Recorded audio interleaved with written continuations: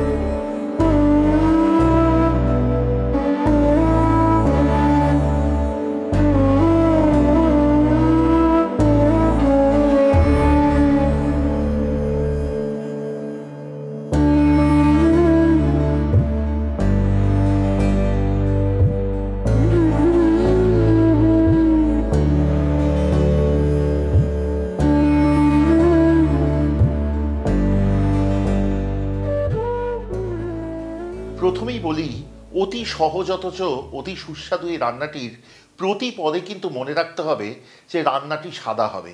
কাজেই কোনো কিছু লালচে হতে দেওয়া চলবে না। যদি হয় তাহলে কিন্তু এই রান্নার জাত যাবে কমে। এইবার আসি রান্নায়। প্রথমে সাদা তেল দেব, তাতে গরম হলে ফোড়ন দেব তেজপাতা এবং হালকা ছেঁচে রাখা 3-4টি এলাচ, 4-5টি লবঙ্গ এবং ইঞ্চি দেড়েক দারচিনি। গরম মশলার সুঘ্রাণ বেরোলে এবারেতে দিয়ে দিন লম্বা করে কুচানো পেঁয়াজ 2খানি, সাথে দিন 1 চিমটি নুন এবং প্রথমে উঁচু আঁচে ভাজুন 1.5 থেকে 2 মিনিট।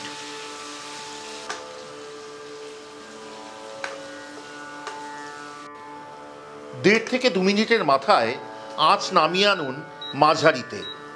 পেঁয়াজ ভাজতে থাকুন ততক্ষণ যতক্ষণ না পেঁয়াজ স্বচ্ছ রূপ ধারণ করবে, কিন্তু মনে রাখবেন কখনোই কিন্তু পেঁয়াজ লালচে হবে না।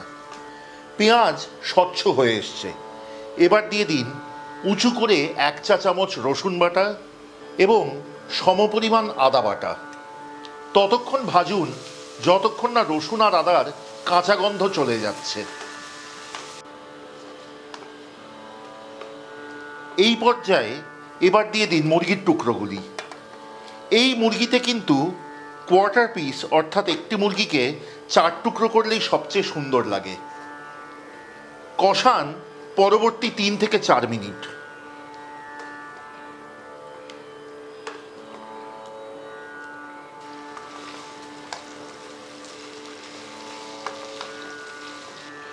মিনিট 3-এর মাথায় এই রান্নায় ঢেলে দিন 2 পেয়ালা সমান গরম জল। রান্নাটিতে আঁচ কিন্তু এই পর্যায়ে একদম উঁচু রাখবেন। যেই মুহূর্তে জল ফুটতে আরম্ভ করবে তখন আঁচ নামিয়ে আনুন মাঝারিতে এবং রান্নাটি ঢাকা দিয়ে হতে দিন পরবর্তী 15 মিনিট।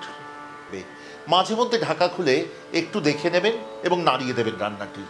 এই সময় আপনাদের কাছে অনুরোধ রাখবো, কেমন লাগলো আজকের রান্না এবং আমাদের চ্যানেলের অন্যান্য রান্না দয়া করে আমাদের কমেন্টে লিখে জানান। আমরা চেষ্টা করব যথাসাধ্য আপনাদেরকে উত্তর দিতে। যদি ভালো লাগে তাহলে সাবস্ক্রাইব করে সঙ্গে থাকবেন, খুব আনন্দ পাবো।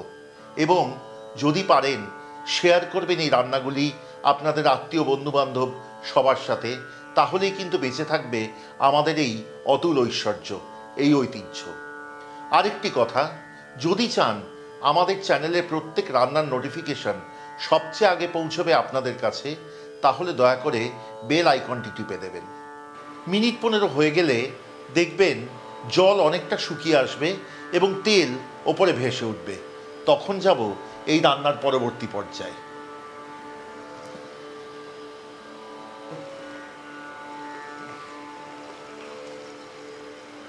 ঢাকা খুলে রান্নাটির আঁচ বাড়িয়ে দিন। এবার একে একে দিয়ে দিন 2 টেবিল চামচ কাজু বাদাম বাটা,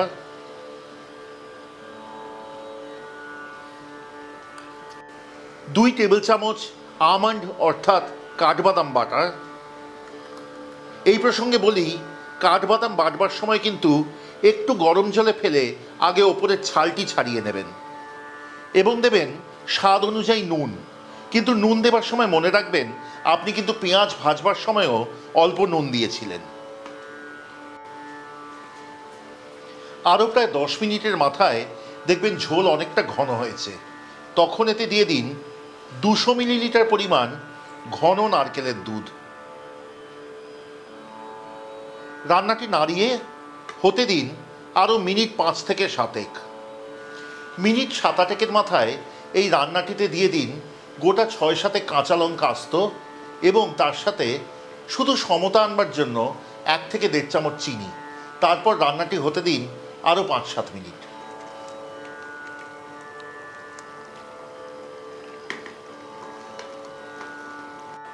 একটি কথা মনে রাখবেন, এই রান্নায় কিন্তু ঝোল একটু বেশি থাকে এবং এই রান্না সবসময় পরিবেশন করবেন সাদা পোলাওয়ের সাথে।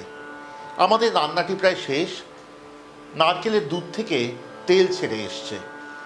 যখন দেখবেন ঝোল এরকম ঘন হয়ে এসছে তখন বুঝবেন এই রান্নাটি হয়ে গেছে। এবার নামাবার পালা। তার আগে দিয়ে দিন 1 চামচ ঘি। এই রান্নাটি কিন্তু পরিবেশন করবার সময় সব সময় ডিম সেদ্ধ দিয়ে সাজাবেন।